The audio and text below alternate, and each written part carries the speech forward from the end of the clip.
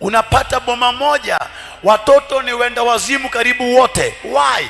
Wanaambiwa kwamba babu yenu alimaliza na wazimu, sasa watoto wote kwa hiyo boma ni wazimu. Mamako alikufa akiwa ni mwenda wazimu. Wewe pia ulipofika 40 years wazimu imeshika. Mtoto wako uliozaa pia kuna 28 years anacheka peke yake. The problem is the foundation. Who gave birth to you? Hallelujah. Nani alikuzaa? Mbona hamufanani? DNA yako ni ya nani?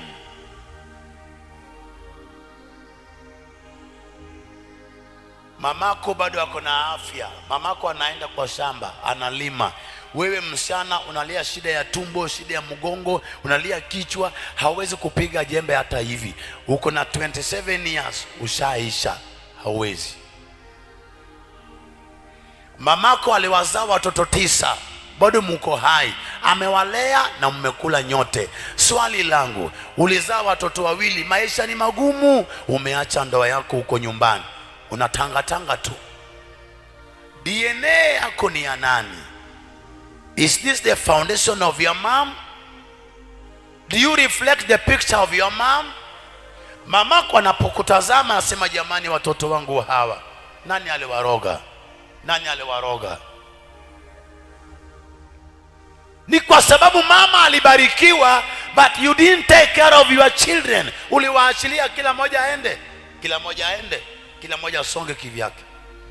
Hawawezi pata kila ambacho iko ndani yako until the Lord give them.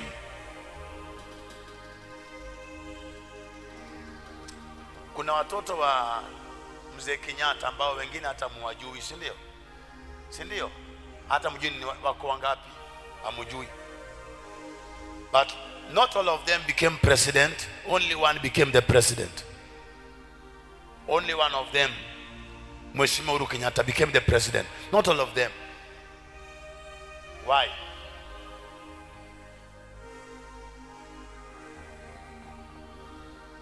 Mamangu aliyetuzaa ni mchungaji, but not all of us ni wachungaji.